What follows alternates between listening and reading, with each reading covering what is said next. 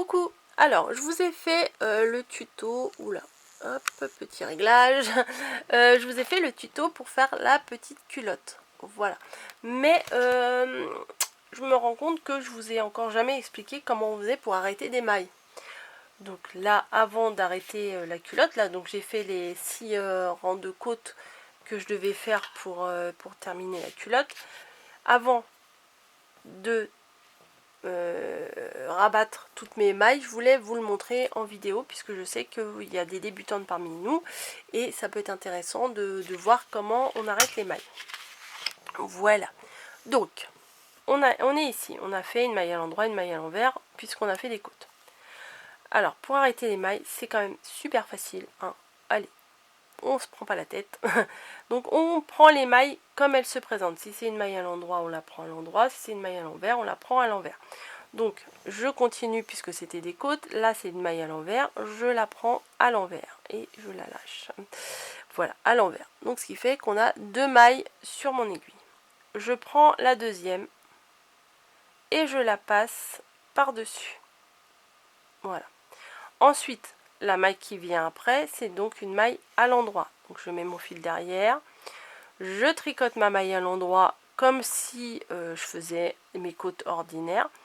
Et je prends la dernière maille et je la passe par-dessus. Voilà. Ensuite, là, c'est une maille à l'envers. Hop. Voilà. Et on passe par-dessus. Une maille à l'endroit. Voilà, c'est facile.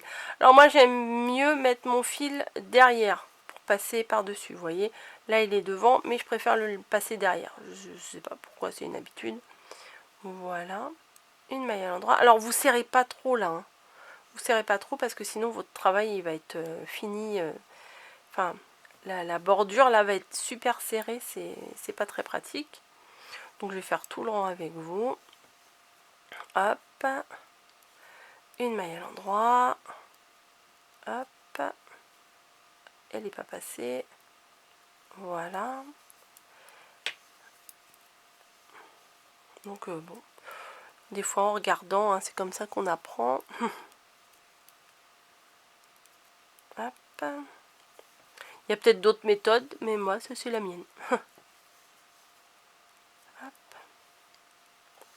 Alors, à quoi on reconnaît les mailles à l'endroit et les mailles à l'envers? Parce que ça peut être perturbant. Les mailles à l'endroit, bah, c'est la petite côte. Et les mailles à l'envers, c'est la petite boule. Là. Vous voyez? Hop.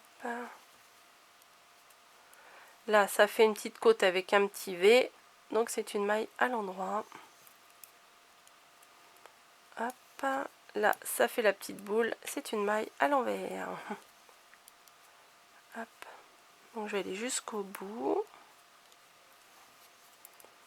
Comme ça, vous voyez bien comment on fait. De toute façon, j'ai pas le choix, je suis obligée d'aller jusqu'au bout. Hein. Je vais pas arrêter en plein milieu. Hop.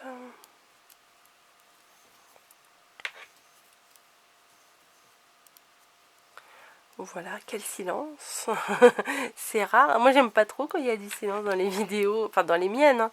Après, dans les autres vidéos, ça me dérange pas. Mais j'ai l'impression que si je parle pas, ben, je sais pas, vous allez trouver ça bizarre. Hop.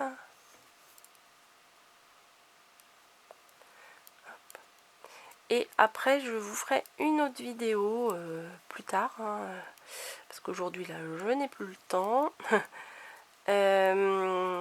Pour faire des petits trous-trous. Oui, petits trous-trous. Au niveau des côtes, pour éventuellement passer un petit ruban. Voilà, je vous montrerai comment on fait. C'est pas compliqué non plus. Il n'y a rien de compliqué. Des fois, on a l'impression qu'il y a des trucs qui vont être trop durs qu'on va jamais y arriver. Mais au final, c'est pas si dur que ça. Hop, voilà. Donc on arrive ici, on n'a plus qu'une seule maille. On prend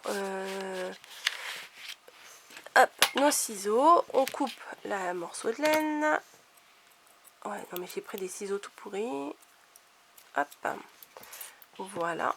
Et on se retrouve avec là la boucle.